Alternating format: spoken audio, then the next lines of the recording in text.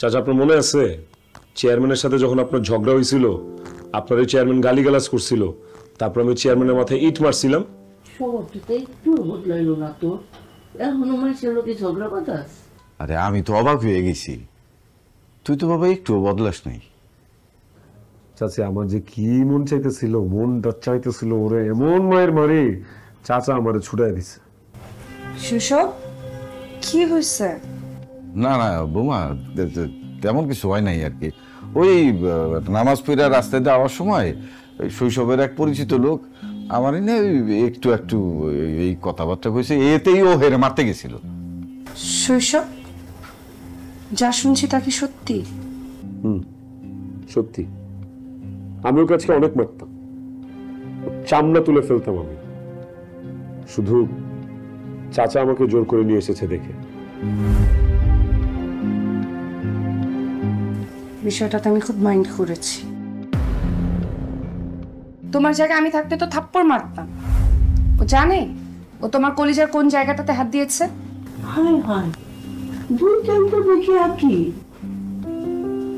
হ্যাঁ চাচ্ছি আপনাদের কারণে আমি শৈশবকে পেয়েছি।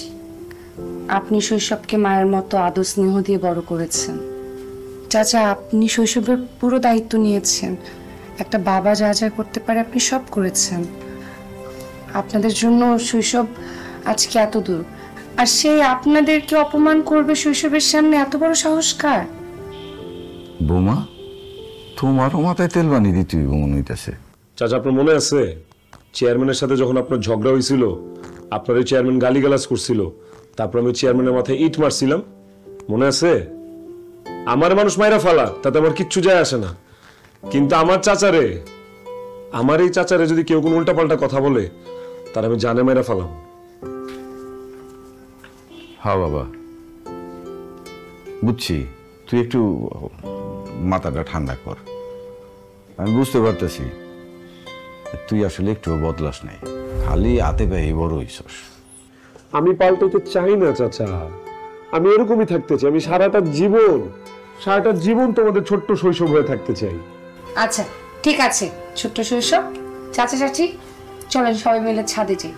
সুন্দর একটা বাতাস হচ্ছে, সবার জন্য আমি চা বানাই, বিস্কিট নিই, ছাদে যাই। কি চাচার চাটা কিন্তু চিনি ছাড়া দিও।